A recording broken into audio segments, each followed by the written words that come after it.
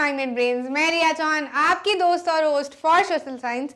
आज आपके लिए लेकर आई हूँ नेशनलिज्म इन इंडिया का continued video.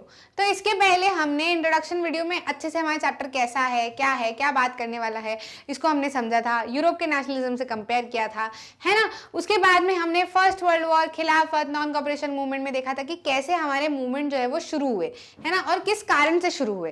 First world war के कारण क्या प्रॉब्लम्स इंडिया में क्रिएट हुई, इनके बारे में समझा था। फिर हमने नॉन कॉपरेशन मूवमेंट जो है वो कैसे अलग अलग जगह पर अनफोल्ड हुआ, सिटी में कैसे अनफोल्ड हुआ, कंट्री साइड में कैसे अनफोल्ड हुआ, ट्राइबल एरियाज में कैसे अनफोल्ड हुआ, फिर अपना प्लांटेशन वाले लोगों ने इसको किस तरीके से लिया, और फाइनली एट चौरी चौरा पे किस कारण से नॉन कॉपरेशन मूवमेंट को रोक दिया गया, है ना। तो इन 1922 नॉन कॉपरेशन मूवमेंट को रोक दिया गया as it was turning violent. Mahatma Gandhi felt the need to train satyagrahis before mass struggle. Mahatma Gandhi ji को क्या लगा कि लोग अलग अलग जगह पर वायलेंट हुए जा रहे हैं ना, मारा पीटी कर रहे हैं, पुलिस स्टेशन जला दे रहे हैं, तो हमको ऐसे अपना नहीं लड़ना है स्ट्रगल, अपने को तरीके से दिमाग लगाकर जनहानि ना हो, है ना, इस तरीके से हमको अपना स्ट्रगल जो है वो लड़ना है। क्योंकि अगर हम दो थप्पड़ यहाँ से मारेंगे तो फिर वो लोग भी हमको मारेंगे, है ना। तो इसमें क्या होगा कि हमारे जैसे कि जलियांवाला बाग वाले केस में हुआ ना, कितने लोगों की जाने गई, उनमें से बहुत सारे लोग हमारे काफी ज्यादा अहम थे, हमारे स्ट्रगल के लिए काफी ज्यादा इंपॉर्टेंट थे, है ना। तो वो लोग चले गए तो फिर उसके लिए प्रॉब्लम हो गई। तो इसलिए हमको ऐसा कुछ भी नहीं करना है जिससे कि जनहानि हो, लोगों को परेशानी हो। इसलिए गांधी जी ने क्या बोला कि नॉन कॉपरेशन मूवमेंट को रोकते हैं, लोगों को और तरीके से क्या करने की जरूरत है, चीजों को समझाने की जरूरत है और उन लोगों को ट्रेन करने की जरूरत है फॉर द मूवमेंट। समझ में आई बात। तो अब हम किसकी तरफ जा रहे हैं, टुवर्ड सिविल डिसोबीडियंस मूवमेंट। ऐसे ही क्या होगा, जैसे कि कुछ कुछ प्रॉब्लम्स अभी हम आगे देखेंगे क्या क्या फेस हुई, और फाइनली हम लोग क्या करेंगे, सिविल डिसोबीडियंस मूवमेंट जो है वो शुरू करेंगे। जैसे कि हमने नॉन कॉपरेशन मूवमेंट शुरू किया था ना, वैसे ही अब क्या होगा, सिविल डिसोबीडियंस मूवमेंट शुरू होगा धीरे धीरे करके। तो एक एक करके हम उन चीजों को समझते हैं किस कारण से सिविल डिसोबीडियंस मूवमेंट आएगा। तो देखो, नॉन कॉपरेशन मूवमेंट जब रोका गया फरवरी 1922 में, उस बीच क्या हुआ कि सिचुएशन जो है वो थोड़ी सी गड़बड़ा गई थी। कैसे गड़बड़ा गई थी, पॉलिटिकल सिचुएशन भी गड़बड़ा गई थी, और इवन जो है लोगों के बीच में भी काफी ज्यादा परेशानी हो रही थी, है ना। कि जैसे अब क्या हुआ, ये तो रोक दिया, नॉन कॉपरेशन मूवमेंट रोक दिया, तो अब जो लोग पहले तैयार नहीं हो रहे थे ना नॉन कॉपरेशन मूवमेंट के लिए, कुछ लोग कह रहे थे कि नहीं करना है, कुछ लोग कह रहे थे हाँ कहना है, तो अब वो लोग वापस से डिवाइड हो गए जब नॉन कॉपरेशन मूवमेंट रोका। कुछ लोग का ऐसा कहना था कि नहीं, ये मूवमेंट छोड़ो, इनसे कुछ नहीं होना जाना, इतने लोगों को कम समझाएंगे, सब लोग अपने अपने हिसाब से मूवमेंट को परसीव करते हैं, अपन तो इलेक्शन लड़ो और वहां पर जो है वो चीजों की डिमांड करो, है ना, सरकार से चीजों की डिमांड करो तो हमारा काम होगा, है ना। तो ये कौन थे, लिबरल्स और मॉडरेट, मतलब जो ठीक है कर लेंगे ऐसा वाला जिन लोग का काम था, जिनका ऐसा था कि ब्रिटिशर्स से लड़के जो है वो हमको क्या मिलेगा, समाधान हमको इस चीज का मिलेगा, ये मूवमेंट करने से कोई मतलब नहीं है। तो इसमें कौन थे, इसमें वो लोग थे जो थोड़े से एजेड थे, जैसे कि सीआर दास हो गए, मोतीलाल नेहरू हो गए, है ना। They wanted to oppose British policies within council। Council में लड़के ब्रिटिश की जो पॉलिसीज है उसको अपोज करना चाहते थे, और साथ ही साथ में रिफॉर्म के लिए बहस करना चाहते थे वहां पर काउंसिल में, है ना। Demonstrate that these policies were not truly democratic. वो चाहते थे कि काउंसिल में हम इलेक्शन लड़ेंगे, वहां पे उनसे हम रिफॉर्म की बात करेंगे, वहां पे हम उनसे बहस करेंगे और उनको बताएंगे कि जो पॉलिसीज आप लेकर आ रहे हो ये डेमोक्रेटिक नहीं है। कौन कौन थे, सीआर दास, मोतीलाल नेहरू, इनके लिए इन्होंने क्या किया, काउंसिल में इलेक्शन लड़ने के लिए स्वराज पार्टी का फॉर्मेशन किया विद इन कांग्रेस। मतलब Congress was a big umbrella, उसके अंडर उन्होंने स्वराज पार्टी का फॉर्मेशन किया कि जो भी इस तरीके से लड़ना चाहता है वो स्वराज पार्टी के अंदर आ जाए, to argue for a return in council politics, है ना। तो इसलिए इन्होंने क्या किया, स्वराज पार्टी बनी। वहीं दूसरी तरफ नया खून था, गरम खून था, है ना, अपने जैसे लोग कि लड़े देखेंगे, अरे ऐसा कैसे बता देंगे, कर लेंगे। तो मतलब ऐसे ही कि तिलमिला जाते थे ना जो लोग कि मारा तो फिर हम भी मारेंगे रिटर्न में, है ना, किया तो हम भी करेंगे, नहीं अब ये मूवमेंट बंद किया तो हम इसको और तेज तरीके से लेके आएंगे, नहीं अब हम और लोगों को इन्वॉल्व करेंगे, और अब हम मूवमेंट ही लड़ेंगे, हमको नहीं लड़ना काउंसिल वहां पे जाके उनसे बहस नहीं करना, ब्रिटिशर्स से कोई बहस नहीं करना, हम तो उनके साथ में कॉपरेट करना ही बंद कर देंगे, उनकी चीजों को बॉयकॉट कर देंगे, ऐसा, है ना। तो इनमें कौन थे, जवाहरलाल जवाहरलाल नेहरू, सुभाष चंद्र बोस जैसे लीडर्स थे, ये यंग लीडर्स थे, they pressed for more radical mass agitation, मतलब जड़ पे अब हमको क्या करना है, अटैक करना है, और उसके लिए हमको क्या करना है, मूवमेंट लड़ना है। They wanted this, they wanted no council election, they wanted no policy changes. ऐसा नहीं, इनका ऐसा मानना था कि क्यों हम पॉलिसीज के लिए उन लोगों से भीख मांगे, वो हमारे यहाँ पर आए कि हम उनके यहाँ पे गए, है ना, हमारे यहाँ पे आए तो फिर हम जैसा बोलेंगे वैसा होगा कि वो जैसा बोलेंगे वैसा होगा, है ना। तो ये चाहते थे कि अब क्या मिले हमको, पूर्ण स्वराज मिले, फुल इंडिपेंडेंस मिले। समझ में आई बात। उसी बीच में थोड़ी सी और तकलीफ हो गई। क्या तकलीफ हो गई उसी बीच में, क्या तकलीफ हो गई उसी बीच में, in a situation of internal debate and dissension, two factors change India's policies towards 1920s। ये जो इंटरनली हमारे यहाँ पर डिबेट डिसेंशन जो हो रहे थे लोगों के बीच में, उसी बीच में जो है वो पूरे वर्ल्ड में बहुत सारी दिक्कतें चल रही थी, जिसके कारण से इंडिया के ऊपर भी इम्पैक्ट पड़ा। क्या दिक्कत चल रही थी, country side was in turmoil. Country side कैसे टर्मोइल में आया कि मतलब देखो क्या होने लगा कि ना ग्रेट डिप्रेशन आ गया इस समय पे। ऐसा नहीं कि सिर्फ इंडिया में आया, पूरे वर्ल्ड में आया था इकोनॉमिक डिप्रेशन। ऐसा था कि फसलें जो है वो काफी ज्यादा ग्रो होने लगी थी। हमने पढ़ के आए हैं, हम इस बारे में एज ऑफ इंडस्ट्रियलाइजेशन में पढ़ के आए हैं, नहीं मेकिंग ऑफ ग्लोबल वर्ल्ड में पढ़ के आए हैं, ठीक है। मेकिंग ऑफ ग्लोबल वर्ल्ड आप में से जिसने पढ़ा है अच्छी बात है, अगर जिसके पीरियोडिक टेस्ट में नहीं आया तो इस चैप्टर को अच्छे समझने के लिए या इस पर्टिकुलर पॉइंट को अच्छे समझने के लिए आप ग्रेट डिप्रेशन वाला वीडियो को देख सकते हो, है ना। तो ऐसा था कि इतनी फसल ग्रो होने लगी कि एक जगह पर तो वीट का गलट ही पड़ गया, मतलब कि बहुत ही ज्यादा फसल ग्रो होने लगी। अब देखो जब क्या होता है ना कि मैं हमेशा इस चीज का एग्जांपल देती हूँ कि 3 पेंसिल है ना, अब खरीदने वाले 10 लोग हैं और पेंसिल 3 ही है, जरूरत लिखने की 10 लोगों को है, तो 10 लोगों में से क्या करेंगे वो लोग, सब अपने अपने प्राइस बताएंगे कि मैं 50 रुपए दूंगा, मैं 20 रुपए दूंगा, मैं 10 रुपए दूंगा, कोई बोलेगा कि नहीं नहीं मैं तो 100 रुपए ही दूंगा, मेरे को ही बेच दो। तो क्या हो जाएगा, पेंसिल जो 100 रुपए दे रहा है उसके पास में चली जाएगी, फिर उसके बाद दूसरी पेंसिल की बोली लगेगी, फिर तीसरी पेंसिल की बोली लगेगी, है ना। तो ऐसे में क्या है, सामान कम है और खरीदने वाले लोग ज्यादा है, तो फिर जो जितना ज्यादा पैसा देगा उसके पास में सामान जाएगा, तो इससे क्या होगा, इन सामानों की कीमत बढ़ जाएगी, है ना। इस तरीके से प्राइस क्या होती है, चीजों की बढ़ती है। समझ में आई बात। जब हम कहते हैं ना कि चीज महंगी हो गई, तो चीज महंगी कब होती है, जब उसका सप्लाई कम होता है, डिमांड ज्यादा होती है। अब वैसे ही चीज सस्ती कब होती है, जब खरीदने वाले कम रहते हैं और सामान ज्यादा होता है ना। तो अब वो खरीदने वाले जब कम है, मान लो आप खरीदने वाले 3 हो गए, पेंसिल 10 है, तो खरीदने वाले क्या बोलेंगे, जो मेरे को जितने सस्ते में बेचेगा उससे मैं ले लूंगा, है ना। तो जिसकी जितनी कम कीमत होगी उसको ले लेगा, क्योंकि सामान तो ज्यादा है ना, है ना। तो ऐसे ही इस समय पे हुआ कि सामान अब क्या हो गया, ज्यादा हो गया। जो खेती के सामान थे वो काफी ज्यादा हो गए, लोगों ने बहुत ग्रो कर लिए, इतने ग्रो कर लिए कि भयंकर ग्रो कर लिए।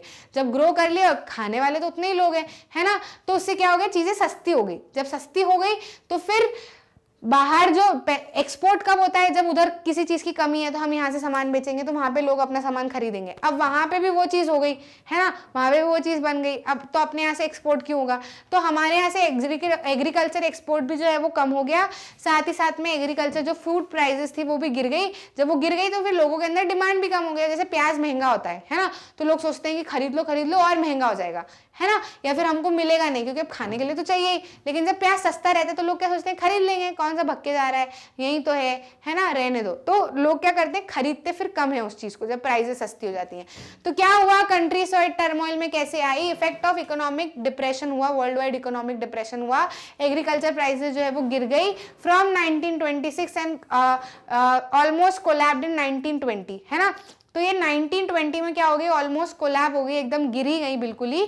Demand for agricultural goods failed, जो एग्रीकल्चर गुड की जो डिमांड थी वो बिल्कुल ही गिर गई। एक्सपोर्ट जो है वो बिल्कुल पूरी तरीके से डिक्लाइन हो गया, गिर गया, जिसकी वजह से पीजेंट को उनकी हार्वेस्ट सेल करने में प्रॉब्लम हुई। अल्टीमेटली क्या हुआ कि जब डिमांड ही नहीं है, लोग खरीद ही नहीं रहे हैं, तो जो फसलें उगाई हैं उसको कोई खरीदेगा ही नहीं, तो फार्मर्स को पैसा कैसे मिलेगा, पीजेंट को जब पैसा नहीं मिलेगा तो फिर वो रेवेन्यू कैसे चुका पाएंगे, है ना। तो ऐसी दिक्कतें यहाँ पर आ गई। और उसी बीच में क्या हुआ कि ब्रिटिश गवर्नमेंट ने साइमन कमीशन को यहाँ पे भेज दिया। साइमन कमीशन कैसे यहाँ पे भेज दिया कि ब्रिटेन में एक कमेटी बिठाई गई, एक कमीशन बिठाया गया, जिसने क्या बोला, अंडर जॉन साइमन, है ना, जॉन साइमन के अंडर एक कमेटी बिठाई गई। किस लिए बिठाई गई? कि इंडिया में ये जो अलग अलग नेशनलिस्ट मूवमेंट चल रहे हैं, इसको रोकने के लिए, समझने के लिए, और क्या रिफॉर्म लेके आना है, क्या चेंजेस लेके आना है, क्या कॉन्स्टिट्यूशनल चेंजेस लेके आना है, इसके लिए साइमन कमीशन बिठाया गया और हेड किसको बनाया गया? जॉन साइमन को, है ना। तो अब इसके अंदर प्रॉब्लम ये हुई कि कॉन्स्टिट्यूशनल रिफॉर्म आप इंडिया के लिए लेकर आ रहे हो, बातें आप इंडिया के लिए करना चाह रहे हो, चीज़ें आप इंडिया की डिस्कस करना चाह रहे हो, और इंडिया का एक भी मेंबर नहीं है इसके अंदर, तो गुस्सा आएंगे नहीं क्या? मैंने एक शॉर्ट बनाया था, उसके अंदर भी मैंने आपको एग्जांपल देके बताया था कि मान लो आपकी शादी है ना, और लड़का पसंद कर लिया, सारी तैयारी कर ली, सब कुछ कर लिया, और लड़की को पता ही नहीं, उसको पूछ ही नहीं रहेंगे उसको कैसा चाहिए, कैसा आगे उसको रहना है, क्या उसकी इच्छाएं हैं, क्या उसकी चॉइसेस हैं, बस कुछ भी नहीं, है ना, तो गुस्सा नहीं आएगा उसको। तो ऐसे इंडियन मेंबर्स को गुस्सा आ गया। क्यों गुस्सा आया? क्योंकि उस टाइम पे ब्रिटेन में चल रही थी टॉरी गवर्नमेंट, जैसे अपने यहाँ बीजेपी कांग्रेस वगैरह है ना, ऐसे ब्रिटेन में कौन थी? टॉरी गवर्नमेंट थी। तो टॉरी गवर्नमेंट ने क्या किया? It constituted a statutory commission, एक स्टैट्यूटरी कमीशन जो है वो बिठाया अंडर जॉन साइमन। किसके लिए? ताकि वो नेशनलिस्ट मूवमेंट को थोड़ा बहुत क्या कर सके, रोक सके, in response to the nationalist movement. और बोला क्या कि ये जो कमीशन है वो इंडिया में आके कॉन्स्टिट्यूशनल रिफॉर्म्स जो लेकर आएगा और कॉन्स्टिट्यूशनल सिस्टम में कुछ कुछ चेंजेस करेगा, साथ ही साथ में जो है वो चेंजेस सजेस्ट करेगा कि क्या चेंजेस लाने चाहिए। अब प्रॉब्लम ये हुई कि कमीशन में कोई इंडियन मेंबर बिठाए नहीं, तो तुम चीजें हमारे यहाँ की करना चाह रहे हो, चीजें हमारे यहाँ की ठीक करना चाह रहे हो, कह रहे हो हमारे यहाँ के लिए रिफॉर्म्स लेके आओगे और हमारे यहाँ के लोगों को ही नहीं पूछोगे तो फिर गुस्सा नहीं आएगा। तो फिर हमारे यहाँ के लोग गुस्सा गए।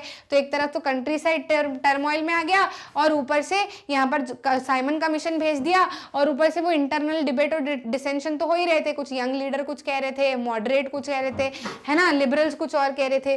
तो इस बीच में क्या हुआ? अब क्या हुआ कि बहुत सारे लोग गुस्सा गए और साइमन कमीशन को गो बैक साइमन के नारे जो है वो लगाने लगे। इवन मुस्लिम्स भी इकट्ठे हो गए इस चीज में, और सभी लोगों ने एकदम इकट्ठा होकर मास एजिटेशन दिखाया। सभी लोगों ने वो ब्लैक झंडे ले लेके गो बैक साइमन के नारे लगा लगा के साइमन कमीशन को यहाँ से भगा दिया, है ना। तो वहां पर दिखा, ब्रिटेन में ऐसा दिखा कि यार ये लोग तो क्या कर रहे हैं, अपोज कर रहे हैं इस चीज को, इसके लिए तो कुछ करना पड़ेगा, है ना। तो लॉर्ड इरविन ने क्या किया? उस समय पे वाइसरॉय थे, इंडिया के वाइसरॉय लॉर्ड इरविन, यानी कि एक रिप्रेजेंटेटिव थे of British government in India, viceroy कहा जाता था, जो कि पूरी इंडिया की फंक्शनिंग को संभालते थे।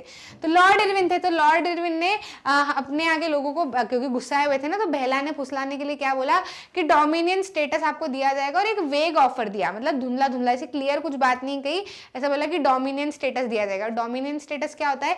डोमिनियन स्टेटस मतलब कि इंडियंस को जो है वो अपने आप पे रूल करने का अधिकार रहेगा, पर under the leadership of British government, है ना। तो अब हम क्यों ले भैया, ब्रिटिश गवर्नमेंट के अंदर तो हमको लेने ही नहीं, पहली बात, हमको तो क्या करना है, फुल इंडिपेंडेंस चाहिए।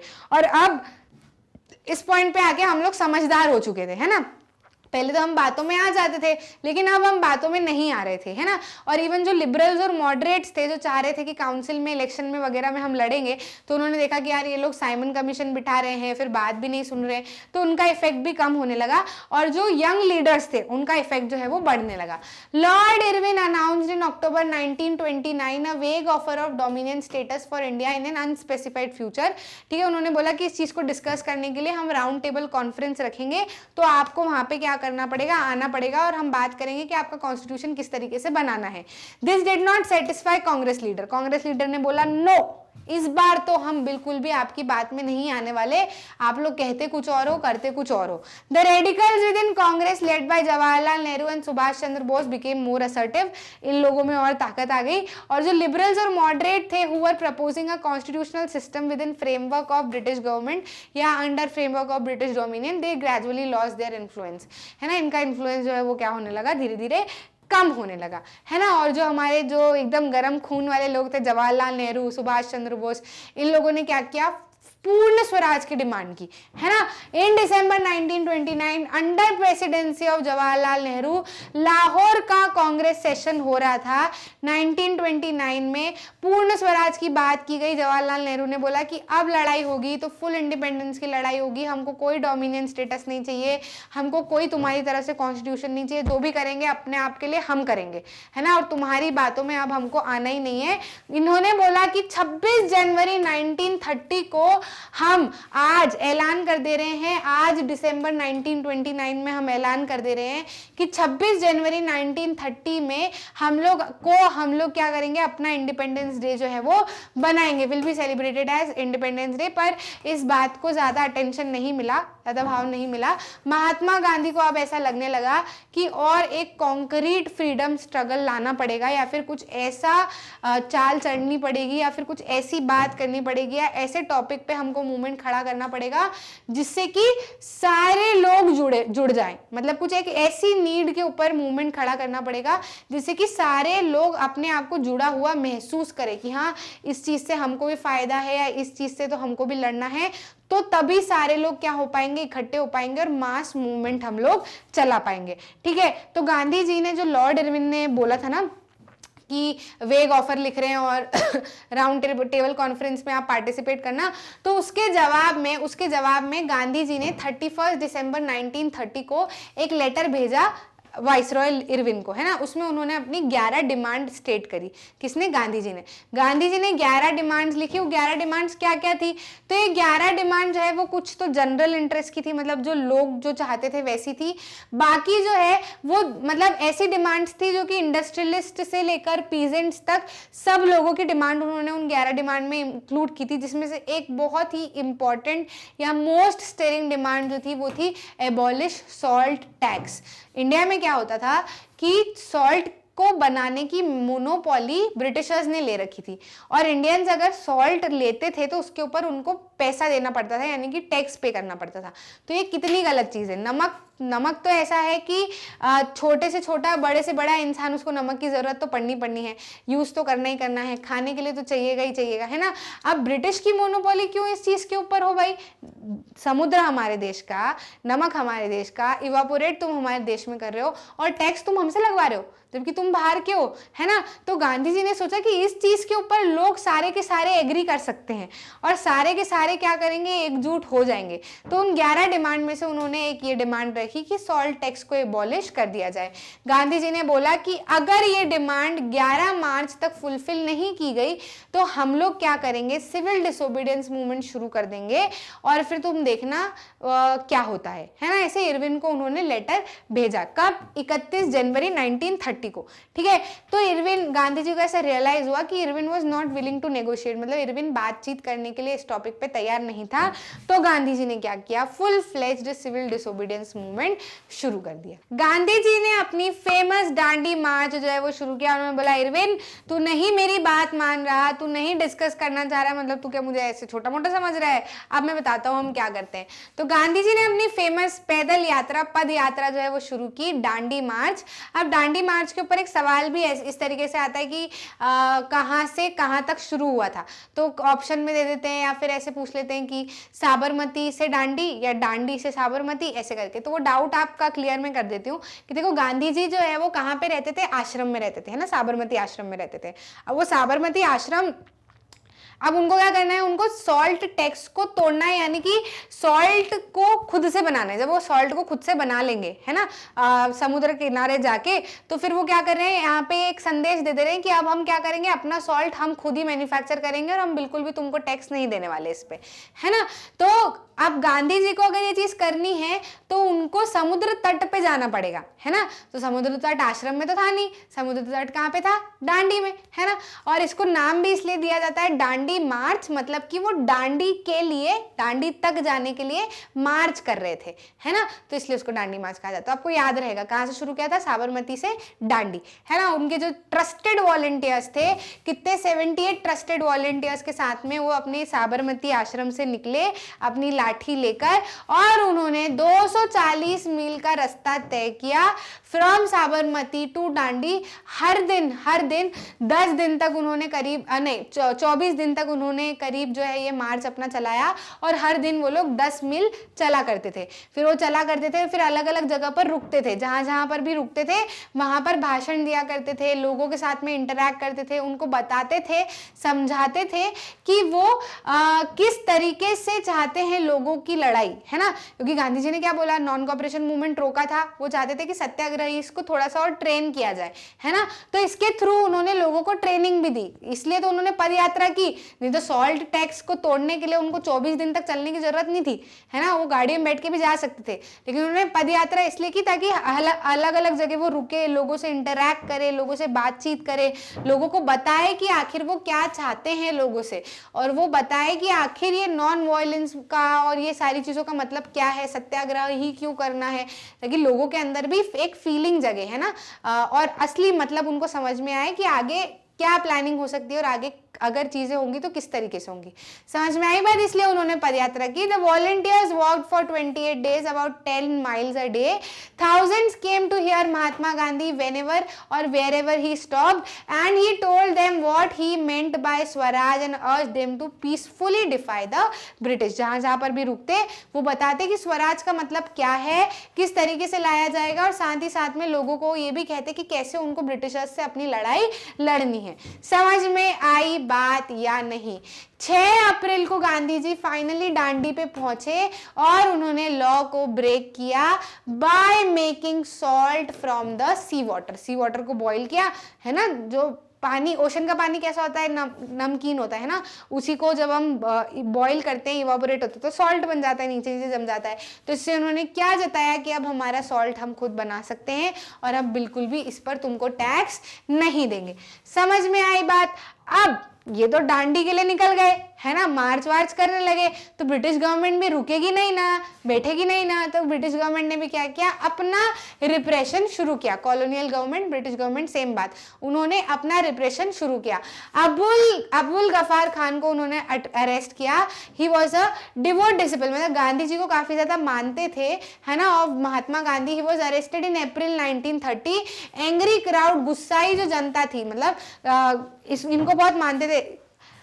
अबुल गफार खान जो है वो गांधी जी को बहुत मानते थे, और लोग जो है जिस एरिया में अबुल गफार खान रहते थे उस एरिया के लोग अबुल गफार खान को बहुत मानते थे। तो जब उन्होंने अबुल गफार खान को, कॉलोनियल गवर्नमेंट ने अबुल गफार खान को अरेस्ट किया, तब लोग जो है वो गाड़ी के सामने लेट गए, ठीक है, काफी सारे लोग जो है वो लेट गए। तो उस चीज को रोकने के लिए कॉलोनियल गवर्नमेंट ने जो है वो हथियार का उपयोग किया, फायरिंग का उपयोग किया, और बहुत सारे लोग मारे गए। साथ ही साथ में गांधी जी को भी अरेस्ट कर लिया गया। जब गांधी जी को अरेस्ट किया तो बहुत सारे इंडस्ट्रियल वर्कर शोलापुर में उन्होंने पुलिस की पोस्ट को, म्युनिसिपल बिल्डिंग को, लॉ कोर्ट को, रेलवे स्टेशन को, सबको क्या किया, तबाही मचाना वहां पे शुरू कर दिया, अटैक करना शुरू कर दिया। मतलब ऐसी बिल्डिंग्स जो कि ब्रिटिश गवर्नमेंट को रिप्रेजेंट कर रही है ना, उन सबको बर्बाद करना जो है वो उन्होंने शुरू कर दिया।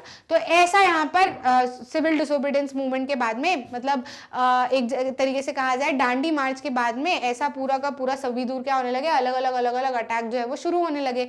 अब जब अटैक होने लगे तो वुमेन, चिल्ड्रन, सभी लोग बाहर आने लगे, है ना, सभी लोग अपना अपना पार्टिसिपेशन दिखाने लगे। तो ब्रिटिश गवर्नमेंट ने इन सारे लोगों को जेल में बंद कर दिया, सारे के सारे लोगों को जेल में बंद कर दिया। जब जेल में बंद किया तो गांधी जी ने सोचा कि यार मैं तो ये अपनी जनता के लिए कर रहा हूं, कहीं पर भी गांधी जी ऐसा नहीं चाहते थे कि ऐसा काम हो जिससे जनता को नुकसान हो, है ना। तो अब जब देश की जनता को, देश के बच्चों को, देश की महिलाओं को जेल में बंद कर दिया है, तो गांधी जी ने बोला कि आपने जो क्या करता है, इरविन ने बोला कि अगर आप, इरविन ने गांधी जी को बोला कि अगर आप राउंड टेबल कॉन्फ्रेंस में आने के लिए तैयार हो जाते हो तो हम इन सारे लोगों को छोड़ देंगे।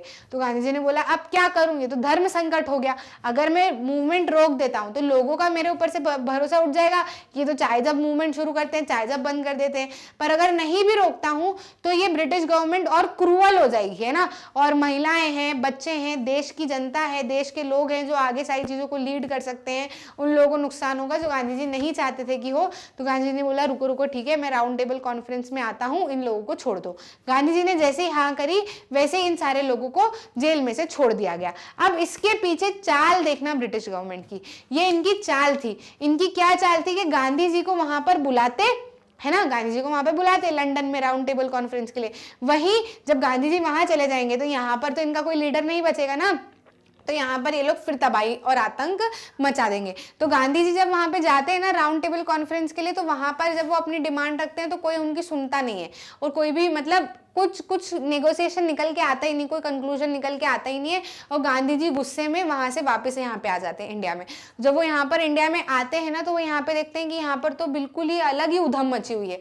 जवाहरलाल नेहरू को अरेस्ट कर लेते हैं, अबुल गफार खान को फिर से अरेस्ट कर लेते हैं, फिर से लोगों को जेल में डाल देते हैं, ऐसा। फिर गांधी जी को रियलाइज होता है कि अरे यार, ये तो मैंने गड़बड़ कर दी सिविल डिसोबीडियंस मूवमेंट को रोक के, ये तो इनकी चाल थी, ठीक है। तो गांधी जी फिर से सिविल डिसोबीडियंस मूवमेंट को शुरू करते हैं, लेकिन फिर वो इतने फुल फ्लैज में नहीं होता जिस तरीके से शुरुआत में वो शुरू हुआ था, क्योंकि अब लोगों को लगता है कि चाय जब कहेंगे तो चाय जब करने लगेंगे, फिर ये कहेंगे कि बंद कर देंगे, तो इस बीच में काफी ज्यादा दिक्कत जो है वो लोगों को फेस करनी पड़ती थी। इसलिए अब दूसरी बार जब सिविल डिसोबीडियंस मूवमेंट शुरू हुआ तो लोगों ने अपना पार्टिसिपेशन इतना नहीं दिखाया, ठीक है। तो यहाँ पर क्या होता है, फिर से हम सारी चीजें पढ़ लेते हैं, जो मैंने पूरा आपको हिंदी में समझाया उसको हम पढ़ लेते हैं। गांधी जी को अरेस्ट कर लिया, अब्दुल गफार खान को अरेस्ट कर लिया, है ना। तो इसके लिए क्या हुआ कि लोगों ने काफी ज्यादा अरेस्ट हुआ। तो इरविन ने क्या किया, गांधी जी को एक समझौता भेजा कि अगर आप आ जाते हो राउंड टेबल कॉन्फ्रेंस के लिए तो हम सारे लोगों को छोड़ देंगे। तो गांधी इरविन पैक्ट यहाँ पे साइन हुआ। Mahatma Gandhi once again decided to call off movement and entered into a pact with Irwin on 5 March 1931, है ना। 1931 पे उनका ऐसा जो है वो पैक्ट बना, एक डील जो है वो साइन हुई। गांधी जी ने हाँ कर दी to attend round table conference in London. The government agreed to release political prisoners. Government ने बोला ठीक है, गांधी जी ने हाँ कर दी तो इन सारे लोगों को छोड़ दो। दिसंबर 1931 में गांधी जी कहां पे गए, लंदन में गए for the conference, but negotiation broke out and he return disappointed. वहां पर वो गए लेकिन कुछ हुआ नहीं, तो गांधी जी वापस यहाँ पर डिसअपॉइंटेड आ गए। Back in India he discovered that government had become a new cycle of repression. जब वो इंडिया में आए तो ब्रिटिश गवर्नमेंट कुछ इस तरीके से खड़ी हो गई, कहने लगी हाय ब्रदर, इधर देखो हमने यहाँ पर आपके लिए क्या सरप्राइज रखा है। तो गांधी जी यहाँ पर आए तो उन्होंने क्या देखा कि गफर खान और जवाहरलाल नेहरू को दोनों को जेल में डाल दिया गया है, कांग्रेस को इलीगल डिक्लेयर कर दिया गया है, बहुत सारे मेजर्स लाए गए हैं जिससे कि मीटिंग, डेमोन्स्ट्रेशन और ये सब कुछ भी नहीं हो पाएंगी। साथ ही साथ में महात्मा गांधी ने अब क्या सोचा कि यार ये तो गड़बड़ हो गई, फिर से क्या करता हूँ, सिविल डिसोबीडियंस मूवमेंट लॉन्च करता हूँ। तो उन्होंने फिर से सिविल डिसोबीडियंस मूवमेंट लॉन्च किया। फॉर अ ईयर मूवमेंट जो है वो चला, but by 1934 it lost its momentum. मतलब फिर ये जो मूवमेंट जो है वो फिर से धीमा पड़ गया, है ना। तो ये पूरी किसकी बात हुई, सिविल डिसोबीडियंस मूवमेंट की बात हुई कि किस तरीके से सिविल डिसोबीडियंस मूवमेंट चला। अब हम समझ लेते हैं कि लोगों ने सिविल डिसोबीडियंस मूवमेंट को किस किस तरीके से लिया। कंट्री साइड में कैसे लिया, है ना, तो टाउन्स में कैसे लिया, बिजनेसमैन ने कैसे लिया, तो वर्कर ने कैसे लिया, सबकी बात हम एक एक करके समझते हैं। कंट्री साइड में कैसे हुआ, यहाँ पर क्या था, like the Patidar of Gujarat and Jat of Uttar Pradesh were active in the movement. Civil disobedience movement में, सिविल डिसोबीडियंस मूवमेंट की कहानी मैंने पूरी समझा दी। अब उसमें लोगों ने कैसे पार्टिसिपेट किया ये हमको समझ एक्टिव थे इसमें। For them the fight for Swaraj was struggle against high revenues. इनके लिए क्या थी, लड़ाई किस चीज की थी, क्योंकि ये लोग क्या करते थे, ये लोग खेती करते थे, है ना, बड़े बड़े जमींदार थे ये लोग, जाट हो गए, है ना, ये सारे लोग गुज्जर वगैरह हो गए। तो इनके लिए क्या था कि ये जितनी खेती करते थे उतना इनको ब्रिटिश गवर्नमेंट को रेवेन्यू देना पड़ता था, है ना, कुछ हिस्सा एज ए रेवेन्यू देना पड़ता था। तो इनका ऐसा था कि इस रेवेन्यू को कम करवाओ, क्योंकि ग्रेट डिप्रेशन के कारण या ट्रेड डिप्रेशन के कारण एग्रीकल्चर प्राइसेस जो है वो काफी ज्यादा गिर गई हैं। जब गिर गई हैं, लोग खरीद नहीं रहे, पैसा नहीं मिल रहा, तो हम रेवेन्यू कैसे दें। हमने अभी कंट्री साइड इन टर्मोइल पढ़ा था ना, तो उसके कारण से इनको काफी नुकसान हो रहा था, है ना। For them fight was Swaraj was against high revenues. Being producer of commercial crop they were very hard hit by the trade depression and falling prices. काफी ज्यादा इसकी वजह से इनको दिक्कत हुई थी। As the cash income disappeared they found it impossible to pay government revenue demand, है ना। तो इनको काफी ज्यादा दिक्कत हो रही थी रेवेन्यू डिमांड को पूरा करने में। समझ में आई बात। तो यहाँ पे ऐसा केस चल रहा था इन द कंट्री साइड में, जो अच्छे लोग थे, ठीक है, जो रेवेन्यू वगैरह, जो मतलब अच्छे लोग, मतलब जिन लोगों के पास में खुद की अपनी जमीन थी, उनका ये किस्सा था, है ना। तो अब इनके साथ में क्या हुआ ना कि इनकी ऐसी डिमांड थी कि रेवेन्यू प्राइसेस जो है वो कम होंगे। तो इन्होंने क्या सोचा था, गांधी जी जो है सिविल डिसोबीडियंस मूवमेंट आया है, तो इन्होंने सबने पार्टिसिपेट किया। फिर गांधी जी कहाँ चले गए, वहां पे चले गए अपना राउंड टेबल कॉन्फ्रेंस के लिए। तो इन्होंने सोचा कि ये जाएंगे तो वहां पे कुछ तो बात रखेंगे अपनी, कि रेवेन्यू डिमांड जो है वो कम करती जाए। पर इनको ऐसा पता चला कि वहां पे तो कुछ बात ही नहीं हुई। गांधी जी वापस आ गए और फिर गांधी जी ने वापस से बोला कि सिविल डिसोबीडियंस मूवमेंट शुरू किया। तो इन्होंने बोला तो रहने दो, फिर नहीं कर रहे, अब हमारी डिमांड पूरी नहीं हो रही है तो तो फिर हम नहीं कर रहे। फिर वही बात होगी ना कि फिर नेशन की तरह नहीं देखने लगे लोगों को जो है वो क्या था कि अपनी डिमांड पूरी हो रही है तो पार्टिसिपेट करेंगे, अपनी डिमांड पूरी नहीं हो रही है तो फिर नहीं करेंगे, है ना। तो फिर इन लोगों ने जो है वो क्या कर दिया, दूसरी बार जब सिविल डिसोबीडियंस मूवमेंट शुरू हुआ तो उन्होंने मना कर दिया। अब यही वही कंट्री साइड में पुअर पीजेंट्री की अगर हम बात करें, जो पुअर लोग थे जो इन लैंडलॉर्ड के यहाँ पे काम करते थे, along with revenue it was difficult to pay rent. इन लोगों के लिए क्या था, इनको तो रेवेन्यू भी देना पड़ता था, साथ साथ में इनको रेंट भी देना पड़ता था। किन लोगों को, वो जब भी जाट और इन लोगों की बात की ना, इन लोगों को रेंट देना पड़ता था। Apprehensive of raising issue that might upset the rich peasant and landlord, the Congress was unwilling to support no rent campaign in most places, so the relationship between poor peasant and Congress remained uncertain। अब ये आपको समझने में थोड़ी सी दिक्कत होगी तो मैं आपको एक सिंप्लीफाई तरीके से समझाती हूँ कि कंट्री साइड में दो तरीके के लोग रहते हैं, जिनके पास में पैसा होता है, जिनके पास में पैसा नहीं होता है। जिनके पास में पैसा है वो जाट वगैरह है ना, तो उन लोगों की क्या डिमांड थी कांग्रेस से कि वो लोग सिविल डिसोबीडियंस मूवमेंट में पार्टिसिपेट करेंगे तो रिटर्न में रेवेन्यू जो है वो थोड़ा सा कम हो जाए, है ना। तो उनका काम हो जाएगा क्योंकि डिप्रेशन के कारण पैसा जो है वो बहुत कम हो गया था, इनकम नहीं आ रही थी, है ना। वहीं ये जो दूसरे लोग थे, जो पुअर लोग थे, तो ये पुअर लोग क्या करते थे, ब्रिटिशर्स को भी रेवेन्यू देते थे, साथ ही साथ में ये जो अमीर थे थोड़े बहुत, जिनके पास में पैसा था, इनको भी रेंट देते थे। तो ये पुअर लोग क्या कहने लगे कि यार यहाँ से भी रेंट जो है वो हमारा थोड़ा सा कम करवाओ, क्योंकि अब जब इनको ही रेवेन्यू नहीं मिल रहा है, ये खुद रेवेन्यू कम डिमांड करेंगे तो हमारी तो हालत वैसे ही खराब है ना। तो इनका ऐसा था कि यार हमसे इनसे भी जो है वो थोड़ा सा रेंट हमारा कम करवाओ, या फिर नो रेंट कैंपेन ये लोग चलाने लगे थे कि हम किराया नहीं दे रहे इनको, इस बार के लिए हमको माफ कर दो। और साथ ही साथ में ब्रिटिश गवर्नमेंट से भी इनको लड़ाई करनी थी। लेकिन कांग्रेस जो थी, कांग्रेस को अब क्या करना था, इन दोनों को सपोर्ट करना चाहिए था, लेकिन कांग्रेस इनको नहीं सपोर्ट करी थी पुअर पीजेंट्री को, क्योंकि पुअर पीजेंट्री को अगर कांग्रेस सपोर्ट करती तो ये लोग नाराज हो जाते, क्योंकि इनकी लड़ाई इनसे थी ना। अगर इनको सपोर्ट करेंगे तो फिर ये लोग नाराज हो जाएंगे। समझ में आ रही है बात। तो अगर पुअर पीजेंट्री रेंट ही नहीं देगी लैंडलॉर्ड को तो फिर लैंडलॉर्ड नाराज हो जाएंगे ना, सिंपल सी बात है। लैंडलॉर्ड नाराज हो गए तो फिर पैसे वालों की तो वैसे ही थोड़ी सी इज्जत करनी पड़ेगी, है ना। तो कांग्रेस जो है उन्होंने नो रेंट कैंपेन सपोर्ट नहीं किया ऑफ पीजेंट्री, तो पीजेंट्री और कांग्रेस के बीच का रिलेशन जो है वो थोड़ा सा मद्दा मद्दा रहा, है ना। मतलब ये दोस्ती जो है वो ज्यादा अच्छी नहीं टिकी, ठीक है। तो ये कंट्री साइड में हमने दो पहलू देखे, दो लोगों के किस्से देखे। अब वहीं आप बिजनेस क्लास में भी दो लोगों को देखोगे कि जो लोग बिजनेस क्लास को रन कर रहे हैं, यानी कि जो इंडस्ट्री चला रहे हैं, वहीं उनके यहाँ के वर्कर, ठीक है। तो पहले जो चला रहे हैं उनकी बात कर लेते हैं। They wanted protection against import of foreign good and rupee sterling foreign exchange ratio that would discourage import. तो ये बिजनेसमैन कौन थे, जिन लोगों ने ओपियम ट्रेड करके इंडस्ट्री सेटअप कर ली थी इंडिया में। जब इंडस्ट्रीज उन्होंने सेटअप कर ली थी इंडिया में तो उनका ऐसा था कि इनका ट्रेड जो है वो बढ़े, क्योंकि इनका ट्रेड काफी ज्यादा रेस्ट्रिक्ट कर दिया था, है ना, कि मतलब सामान जो है वो आपको रेस्ट्रिक्टेड दिया जाएगा, आपको ज्यादा बेचा नहीं जाएगा, आप ज्यादा फॉरेन कंट्रीज के साथ में डील नहीं कर सकते, ऐसी ऐसी बात जो है वो की जा रही थी, ठीक है। तो इनकी क्या डिमांड थी बिजनेस क्लास की कि जो ट्रेड है इसको बढ़ाया जाए और आगे जो है वो किया जाए, और इनको अलाउ किया जाए कि आप क्या करो और आगे भी चीजों को बेच सकते हो, आप आगे भी एक्सपोर्ट कर सकते हो। समझ में आ रही है बात। तो यहाँ पे इनकी ऐसी डिमांड थी। इन लोगों ने इवन काफी ज्यादा कॉर्पोरेशन भी बनाए, क्योंकि इनके पास में पैसा था, है ना। तो अगर जैसे ये जो मूवमेंट छिड़ रहे थे, अलग अलग जगह से लोग आते थे, बैठते थे, गांधी जी की बातें सुनते थे, तो इसके लिए थोड़ा सा पैसा भी चाहिए होता था ना। तो ये बिजनेस क्लास उस चीज के लिए पैसा दिया करती थी, है ना। लोगों के खाने पीने की व्यवस्था है, कभी भी कुछ भी पैसे की दिक्कत आती थी तो बिजनेस क्लास क्या करती थी, सपोर्ट करती थी मूवमेंट को, है ना। और काफी ज्यादा इन्होंने अपने ग्रुप्स भी बना रखे थे जिसमें ये अलग अलग चीजों को फॉर्मलाइज कर सके या देश की जो है वो सेवा कर सके, मदद कर सके। Indian industrialist and commercial Congress in 1920 and the federation of Indian chamber of commerce and industries FICCI was formed in 1927। तो एक ग्रुप बनाए थे अलग अलग जिसमें लोग डिस्कशन किया करते थे। Purushottam Das, Thakur Das and GD Birla among these people थे।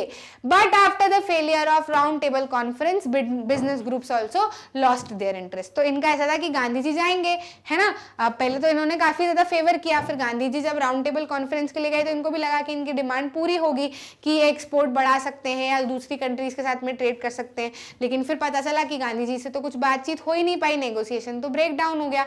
तो फिर इन लोगों ने भी सोचा कि यार कब तक हम लोग बिजनेस नहीं करेंगे या इन्हीं मूवमेंट में ध्यान देते रहेंगे तो हमारा बिजनेस ठप हो जाएगा। तो फिर इन्होंने दूसरी बार जब सिविल डिसोबीडियंस मूवमेंट शुरू हुआ तो इन्होंने भी बोला कि ठीक भाई चलता हूं मैं, अब मैं ज़्यादा समय तक नहीं कर पाऊंगा, है ना। तो अब ये किसकी बात हो गई, बिजनेस क्लास की बात हो गई। बिजनेस क्लास के ही यहाँ पर कौन थे, पुअर, ठीक है। तो इसके पहले वाले में हमने किसकी बात की थी, गांव में जो रिच थे और पुअर थे। अब यहाँ पर हम किसकी बात करें, बिजनेस क्लास में जो बिजनेस क्लास चला रहे थे, वहीं जो बिजनेस क्लासेस के यहाँ पे काम करते थे। तो बिजनेस क्लासेस के यहाँ पे जो काम करते थे उनको तो शुरुआत से ही पता था कि इनकी डिमांड नहीं पूरी होगी, क्योंकि बिजनेस इनकी लड़ाई किससे थी, देखो सबकी लड़ाई अपने से ऊपर वाले लोगों से होती है ना, जिनके यहाँ पे हम काम कर रहे होते हैं या उनसे, है ना। तो ये लोग इनको दबा के रखते थे, वर्कर को, ठीक है। तो वर्कर की क्या डिमांड थी कि इनको दबाना जो है वो थोड़ा सा बंद करे, मतलब थोड़ा सा प्रेशर डालना कम कर दे और साथ ही साथ में क्या करे, बहुत सारी चीज़ों में थोड़ी सी सपोर्ट करे।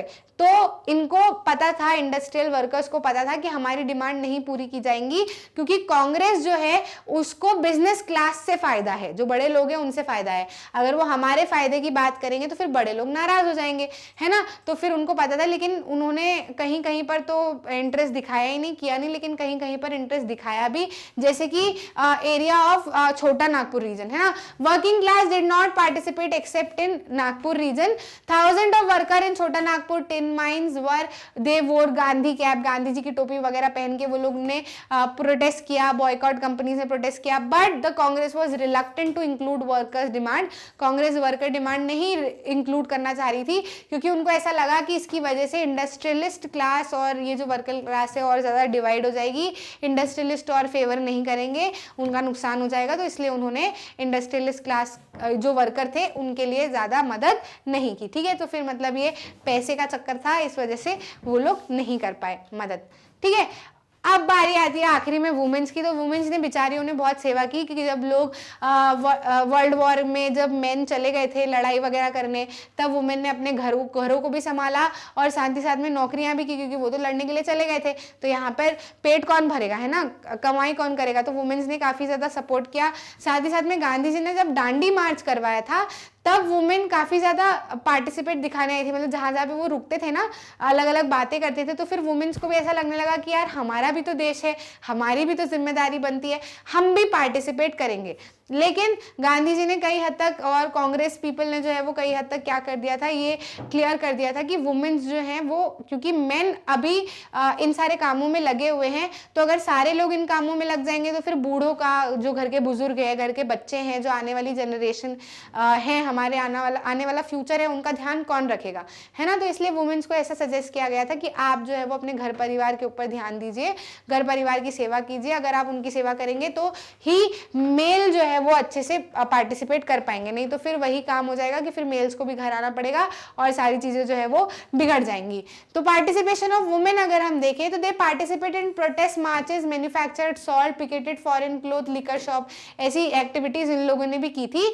बहुत सारी वुमेन्स को जेल में भी डाल दिया गया था for these activities. In urban areas कहाँ से कौन कौन सी वुमेन ने पार्टिसिपेट किया था, तो अर्बन एरियाज में जो हाई कास्ट फैमिलीज की वुमेन थी उन्होंने पार्टिसिपेट किया था। रूरल एरियाज में जो लैंडलॉर्ड की बच्चियां थी या लैंडलॉर्ड की फैमिली से जो लड़कियां थी उन लोगों ने पार्टिसिपेट किया था। Moved by Gandhi ji call they began to see service to the nation as sacred duty of women. जब गांधी जी अलग अलग जगह पे बातें करने लगे तो उनको भी ऐसा फील होने लगा कि हमारी भी जो है वो जिम्मेदारी बनती है। Gandhi ji was convinced that it was the duty of women to look after home and hearth, be good mothers and good wifes, ठीक है। तो it was keen only on the symbolic presence. तो वुमेन का ज्यादा प्रेजेंस पॉलिटिकल ऑफिसेज में नहीं हुआ यहाँ तक, अभी तक इस पोजीशन तक एक सिंबॉलिक प्रेजेंस था कि हाँ इन लोगों ने काफी हद तक बहुत सारे मार्चेस में पार्टिसिपेशन किया है, बहुत सारे ये जो डांडी मार्च है इसके अंदर पार्टिसिपेट किया, तो बड़ी ऑसम थी, बहुत अच्छे से उन्होंने अपना रोल प्ले किया, लेकिन फिर उनको नहीं प्ले करने दिया ज्यादा समय तक, है ना। तो कुछ प्रोमिनेंट वुमेन लीडर्स भी जो है वो उभर के आई थी काफी हद तक, उनके भी नाम काफी ज्यादा है, लेकिन अभी आपको इतना सोचने की की जरूरत नहीं है, आप इतना जो है वो अपने दिमाग में रख सकते हो। तो ये आपको इसके ऊपर क्वेश्चन आ सकते हैं कि how was the participation of women in civil disobedience movement, या how was the participation of business class in civil disobedience movement. तो आपको बिजनेस क्लास में दोनों लिखना है, इंडस्ट्रियल वर्किंग क्लास भी लिखना है और जो मेन बिजनेस क्लास थी वो भी लिखना है। अगर आपको कंट्री साइड का आ जाता है तो आपको कंट्री साइड में जो जाट वगैरह है उनके बारे में भी लिखना है और जो पुअर पीजेंट्री है उनके बारे में भी लिखना है ना, दोनों पहलू आपको लिखने हैं, ठीक है। और सिविल डिसोबीडियंस मूवमेंट के बारे में अच्छे से एक्सप्लेन भी कर देना है। समझ में आई बात? तो ये आपका हो गया सिविल डिसोबीडियंस मूवमेंट किस तरीके से आया, किस तरीके से चला, किस किसने पार्टिसिपेट किया, किस तरीके से बंद हुआ, किस तरीके से वापस चालू हुआ, ये सारे रीजंस की हमने बात अच्छे से की। इसी तरीके से सारी चीजें आपको ऑफिशियल वेबसाइट पर अवेलेबल है, सब कुछ आपके लिए अवेलेबल है, वो भी फ्री ऑफ कॉस्ट। बढ़िया से आपको पढ़ना है, अपने आंसर्स प्रिपेयर करना है, चीजों से सीखना है और अपनी लाइफ में अडॉप्ट करना है। हम 2 वीडियो दिखा के आपसे बिल्कुल भी पैसा नहीं मांगेंगे, सारी वीडियोस आपके लिए फ्री ऑफ कॉस्ट अवेलेबल है, आपको कुछ भी पैसे देने की जरूरत नहीं है। हम लोग बहुत सारी टेस्ट सीरीज और बहुत सारे आपके लिए प्लान्स लेकर आने वाले हैं टर्म 2 के लिए, तो अभी थोड़ी सी शांति बनाए रखिएगा, कंसेप्ट अच्छे से प्रिपेयर कर लो, सब चीज आपको मिलेंगी। अच्छा लगा तो लाइक करना, शेयर करना, सब्सक्राइब करना ताकि आप कोई भी इंपॉर्टेंट वीडियो मिस ना कर जाएं। मिलते हैं अगले वीडियो।